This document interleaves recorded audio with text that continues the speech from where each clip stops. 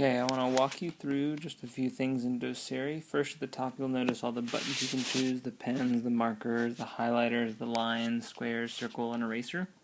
The next thing you'll see is the redo to the right of that, the undo button, and the clear all. Over on the left side, kind of at the corner, is the beginning button. It takes you back to the very beginning of your project.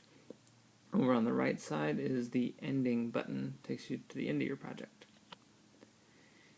The button with the arrow jumping out of the box is the export. If you want to export and send it to a friend or post anything to YouTube, you can place an image from a file that you've already got on your iPad, or take a new image and place it on there like a worksheet or anything like that.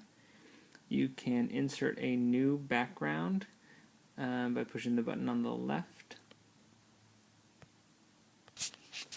This next slide shows you the background patterns that you can choose from. There's lots of layouts already installed there. There's colors down at the bottom, and then there's custom images that you can create yourself. Then if you touch the place image button, you have the option of placing an image from your photo library or from the camera and taking a picture right then. You have the export button where you can export the current image, email it in a PDF so that the friend, coworker can open it and download it onto their iPad, or open a PDF in.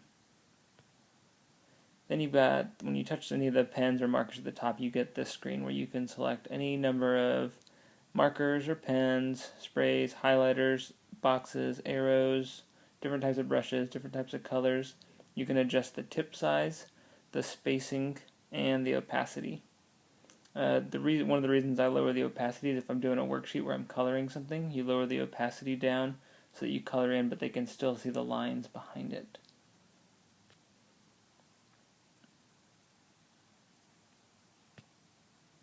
This button is how I'm doing the recording right now. If you push the recording button, you can start a recording and play it as you're playing all of the marks that you've done, all of the writing and drawing that you've done. You can record over that, and then you can also check my recordings, and you'll see a video if you've recorded any video on here. Each of those little marks at the top is a single stroke that I've made with the pen. So anything that I've done, any stroke that I've made is recorded up there on that top line. Each stroke can be undone just by going back and finding where that stroke is, hit the undone button, and it deletes it. This is the end button. As you're playing through what you've written, you can jump to the end, you can go back to the beginning, and you can also use these two buttons in the middle to go one stroke at a time forward or one stroke at a time backwards.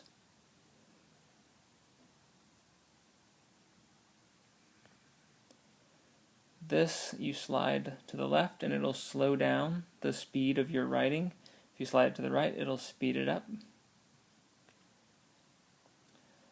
The button on the left here is the Add a New Slide button. By pushing that, you'll see a new white screen that you can then insert a new picture or do a new drawing.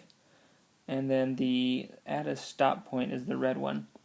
When you add a stop point, you can hit play and it's going to stop at each of the red dots that you'll see.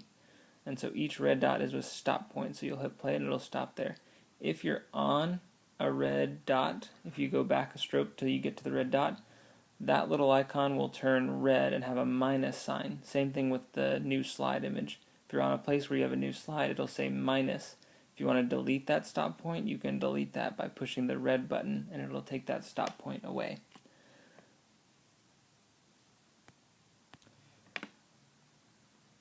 A helpful hint for the stop points: if you're writing out a lesson and you get to the end, go back to the very beginning, insert a stop point at the very beginning. If you don't do this, when you open up your slide, everything that you've written is going to be at the very end, at the start of the very end of your slide.